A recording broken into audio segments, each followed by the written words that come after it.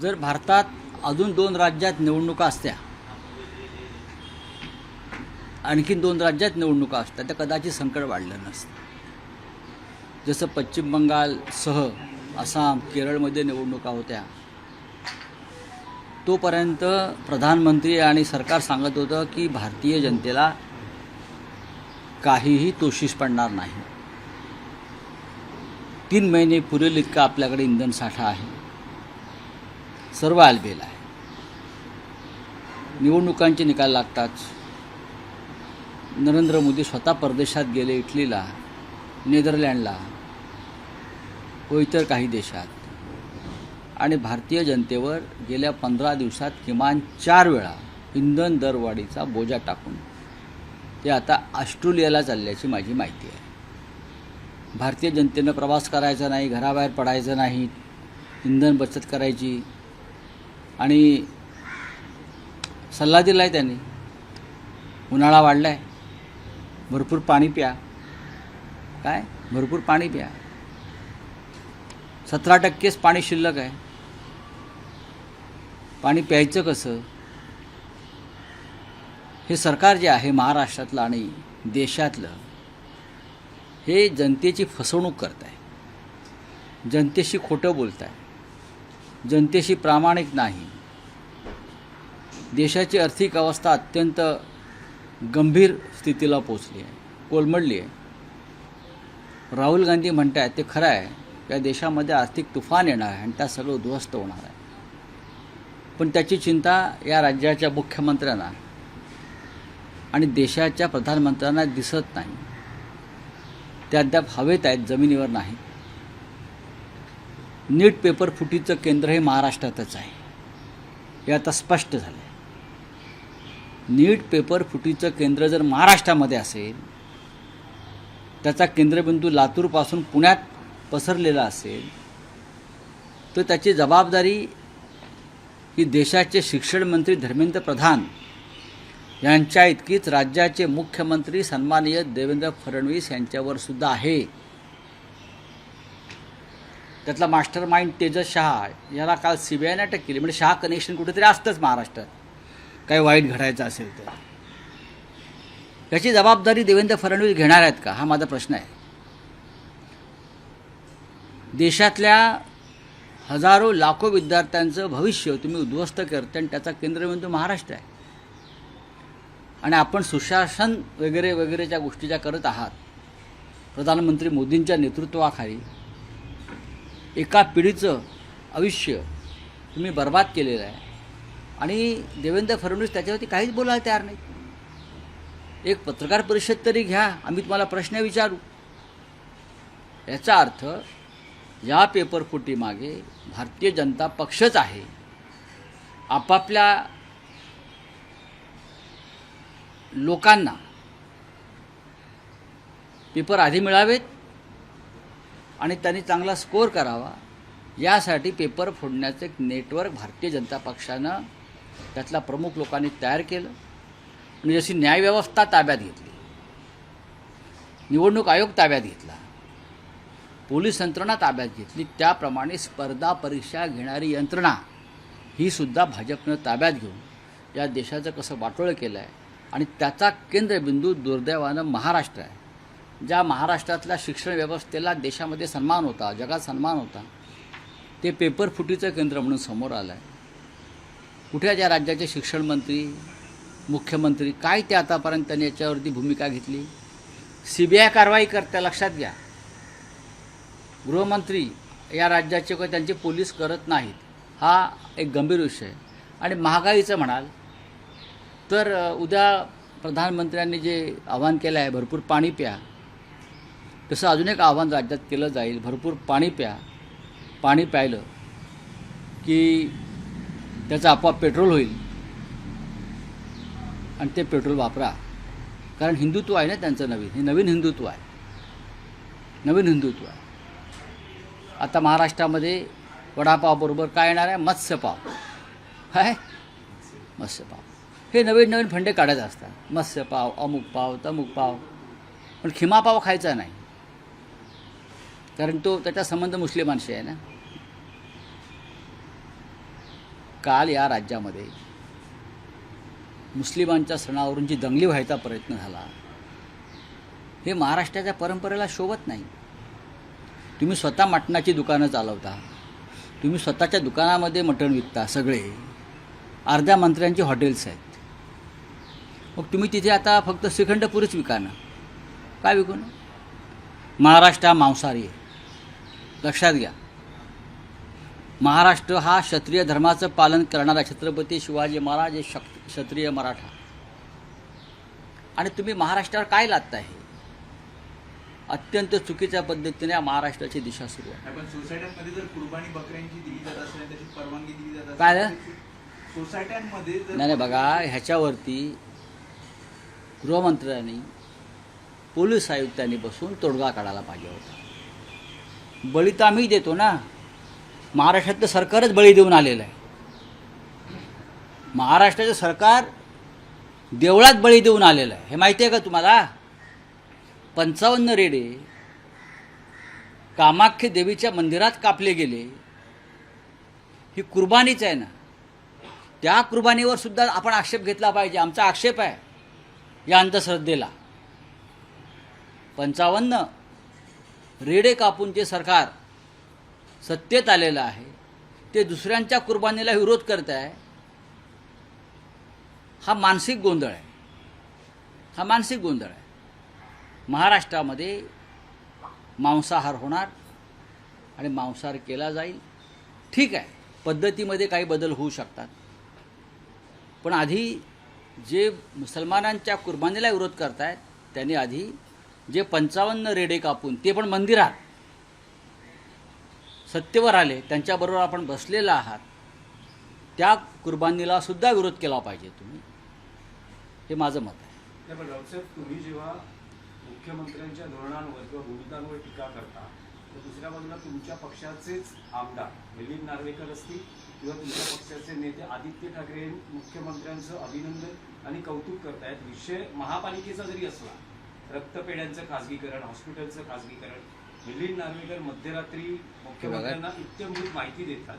मुख्यमंत्री तो प्रस्ताव महापालिकेत नॉट टेकन करायला लावतात आणि आदित्य ठाकरे त्या विषयावर प्रेस घेतात आणि मुख्यमंत्र्यांचं चांगलं आहे ना.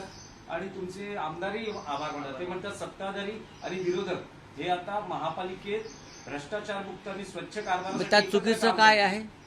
महापालिकेत जर भ्रष्टाचार सुरू असेल आणि तो मुख्यमंत्र्यांच्या निदर्शनास आणला असेल आणि मुख्यमंत्र्यांनी त्याच्यावर कारवाई करून ते थांबवलं असेल, तर अशा प्रसंगामध्ये मुख्यमंत्र्यांचं स्वागत करावंच लागेल किंवा सत्ताधाऱ्यांचं स्वागत करावंच लागेल. मी नीटच्या माध्यमातून म्हणतो, हा देशभराचा विषय आहे, महाराष्ट्र केंद्रबिंदू आहे. अशा वेळेला जबाबदारी मुख्यमंत्र्यांची नाही का? CBI येऊन कारवाई करते. पण इतकं मोठं कांड परीक्षा स्पर्धेतलं सुरू असताना महाराष्ट्र पोलीस, राज्याचं गृहमंत्रालय हे अनभिज्ञ आहे. ह्याच्यावरती जर आम्ही बोललो तर ते मुख्यमंत्र्यांवर टीका होत नाही, ती शासनावर टीका आहे. मुख्यमंत्र्यांनी मुंबई महानगरपालिकेतला रक्तपेढ्या, रुग्णालयं यांचं खाजगीकरण जे चाललं होतं, विक्री, त्या संदर्भात आदित्य ठाकरे आणि आमचे आमदार मिलिंद नार्वेकर यांनी जो हा त्यांच्यासमोर ही भूमिका मांडली आणि मुख्यमंत्र्यांनी हा महापालिकेतला भ्रष्टाचार थांबवला, हे त्यांचं काम आहे. त्यांनी केलं, त्याचं कौतुक केलं पाहिजे, अभिनंदन करावंच लागेल. नाही, पण ते विषय मुख्यमंत्र्यांना दिसतात, पण एवढे मोठे प्रश्न दिसत नाही. हा एक मुद्दा आहे ना. सुधार समिती असं आहे की शिंदे शिवसेनेकडे असतं असं म्हटलं जातं. महापालिकेतलं हे शहर काटशाळाचं राजकारणही आहे. मग ते चांगलं आहे ना, तर चुकीचं काय आहे? या महाराष्ट्रातून शिंदे गट नावाचा जो प्रकार आहे तो पूर्णपणे नेस्तनाबूत करण्याचा चंग जो राज्याच्या मुख्यमंत्र्यांनी बांधला असेल अनेक माध्यमातून. आता आपण पाहिलं असेल विधान परिषद निवडणुकीत सुद्धा भाजपचा कसा वरचष्मा आहे काय, तर आम्ही मुख्यमंत्र्यांच्या पाठीशी उभे राहू. ही घाण आहे, ही कीड आहे बेईमानीची, ती जर दूर होत असेल आणि त्यांचा भ्रष्टाचार, हे सरकार भ्रष्टाचारातून आलेलं आहे शिंद्यांचं, तर आम्ही त्यांचं स्वागत करू. बोला. काल दिवसभर आपण पाहिलं तर संविधानिक मंत्री दिल्लीला गेले होते, अमित शहाची भेट घेतात. तिन्ही जे पक्ष महायुतीमधील ते विधान परिषद जागा आपल्याकडे कसं जास्त घेता येईल याचा प्रयत्न करते. भाजप अनेक ठिकाणी शिंदेना दाबण्याचा देखील प्रयत्न करतात. ठाण्यात देखील अनेक त्यांचे खासदार हे बहुजन विकास आघाडीच्या नेत्यांशी भेट घेत आहेत. चुकीचं आहे ते. बघा, शिंद्यांना दाबण्याचा प्रयत्न होतोय हा तुमचा जो स्टेटमेंट आहे, शिंदे आधीच गुदमरलेले आहेत. या सरकारमध्ये शिंदे आधीच गुदमरलेले आहेत. मुख्यमंत्री जे सांगतायत शिंदे माझे मित्र आहेत, शिंदे माझे सहकारी आहेत, शिंदे आमचे नेते आहेत, जे देवेंद्र फडणवीस यांना ओळखतात त्यांना फडणवीसांचे संकेत व्यवस्थित कळतात. कळलं? त्याच्यामुळे भविष्यात जे काय घडणार आहे त्याची ही नांदी आहे, इतकंच मी सांगतो. म्हणूनच जी जमावजमाव सुरू आहे ती जमावजमाव त्यासाठीच आहे कारण उद्याची निवडणूक विधानसभेची भाजपा आणि शिंदेगड हे एकत्र लढू शकत नाहीत. असंही एक विश्लेषण केलं जाते की एकनाथ शिंदे हे महाराष्ट्रातल्या प्रादेशिक पक्षांची मूठ बांधण्याचा प्रयत्न करतात, कारण त्यांना 2029चं राजकारण भाजपचं त्याची चाहूल लागली किंवा त्यांना लक्षात आलेलं आहे. तर असं पाहता अलीकडे बच्चू कडू असतील, आनंद परांजपे असतील, आता भवियाचा उल्लेख होतो. तुम्हाला ह्या खूप मोठ्या शक्ती वाटत आहेत का? नाही, पण हे ज्यांना लोकांनी पूर्णपणे नेस्तनाबूत केलेल्या या शक्ती आहेत, हां, त्यांच्याबरोबर हे काय प्रादेशिक पक्ष नाही आहेत प्रादेशिक पक्ष ना. जे या त्या महाराष्ट्रामध्ये ठिकाणी ताकद आहे. महाराष्ट्रात प्रादेशिक पक्ष दोनच आहेत. एक शिवसेना बाळासाहेब ठाकरेंचे, म्हणजे आम्ही सगळे, आमचा पक्ष, उद्धव ठाकरे प्रमुख आहेत त्या पक्षाचे, आणि दुसरा माननीय शरद पवारांच्या नेतृत्वाखालचे राष्ट्रवादी काँग्रेस पक्ष. हे दोनच या राज्यामधले प्रमुख प्रादेशिक पक्ष आहेत, ज्या राज्याच्या अस्मितेवर बोलतात आणि भूमिका मांडतात. आणि बाकी जे काय चाललं आहे सध्या, चणे फुटाणे गोळा करण्याचं काम, बरं का, चालतो. तुमच्या भाषेत त्याला चकना म्हणतात ना. एक आणखी मराठीत प्रश्न आहे. मराठीत हा प्रश्न आहे की राष्ट्रवादी काँग्रेस अजित पवार गटातली नाराजी प्रचंड उफाळून आल्याचं दिसतंय. बैठकीतच पडसाद उमटलेले आहेत. बघा, तटकरे प्रफुल्ल पटेल मी म्हणतायत इतकं की सांगेन, आम्हाला मी टार्गेट केलं इतकं जातंय. बघा, तुम्ही मला स्पष्ट विचारायला सांगेन, अजित पवारांचा राष्ट्रवादी काँग्रेस हा संपलेला आहे. आता उरलेला पक्ष भाजपा गिळेल आणि बाकी सैरा भैरा आमदार इतर ठिकाणी पळून जातील. हा पक्ष संपलेला आहे. हे मला दुर्दैवाने म्हणायचं वाटतं आहे. अजित पवार ह्यांना मूळ पक्षातून दूर काढण्याचं काम प्रफुल्ल पटेल, धनंजय मुंडे, सुनील तटकरे यांनी केलं. हे शरद पवार साहेबांचं मत होतं. अजित पवारचं डोकं फिरवणारे ही माणसं आहे, बरोबर आहे. आता त्यांचं डोकं फिरलं जिचं काय चाललं आहे ते पाहून, त्याच्यामुळे हा पक्ष भविष्यात फार काळ राहील असं माझं मत नाही. हा पक्ष राहणार नाही, शिंद्यांचाही पक्ष राहत नाही. केंद्रीय मंत्री रामदास आठवले यांनी भाजपला आरसा दाखवलेला आहे हा? की केंद्रीय मंत्री रामदास आठवले यांनी भाजपला आरसा दाखवलेला आहे. ज्या प्रकारचं आपण मुसलमान ही औरंगजेबची औलाद औलाद नसून ते नसून आपलेच आपलेच लोक आहेत.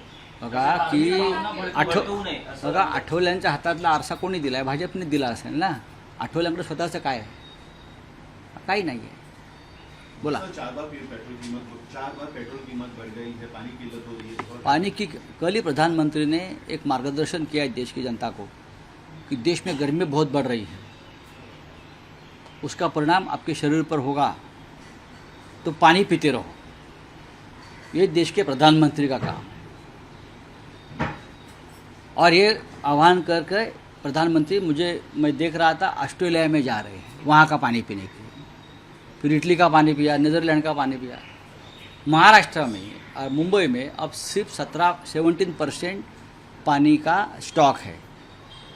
पानी कहाँ से पिएंगे? पेट्रोल नहीं, डीजल नहीं, पानी नहीं, महंगाई बढ़ रही है, खाना नहीं, हम बाहर घूमेंगे नहीं, विमान बंद हो रहे हैं, और हमारे मुख्यमंत्री विधान परिषद के चुनाव में लगे हैं और देश के प्रधानमंत्री घूम रहे हैं.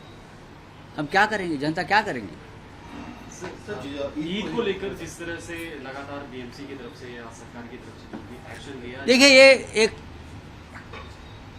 राजनीति का विषय है, धार्मिक राजनीति, धर्म की राजनीति, वो स्प्लिट करना चाहते हैं. और आने वाले विधानसभा लोकसभा चुनाव तक इस मामले पर बार बार तनाव पैदा करके दो धर्मों में चाहे एक दंगा भी करा सकते हैं. तो ये उनकी हमेशा की एक चाल है. ये जो लोग बोल रहे हैं कुर्बानी के बारे में, महाराष्ट्र में कामाख्या देवी मंदिर में कितने कुर्बानी दी हमारे ये लोगों ने, कितने भैंसे कापे, 55। ये भी कुर्बानी है ना। तो अपनी कुर्बानी चलती है, दूसरे की कुर्बानी आपको चलती नहीं। महाराष्ट्र ये मांसाहारी है, छत्रपति शिवाजी महाराज का महाराष्ट्र है। हम क्षत्रिय है, हम मराठा है, हम तो ये कुर्बानियाँ देते रहेंगे। हम अपने भी देश के लिए कुर्बानी देते हैं। अगर हम कुर्बानियाँ नहीं देंगे तो देश और महाराष्ट्र कैसा बचेगा। चलिए।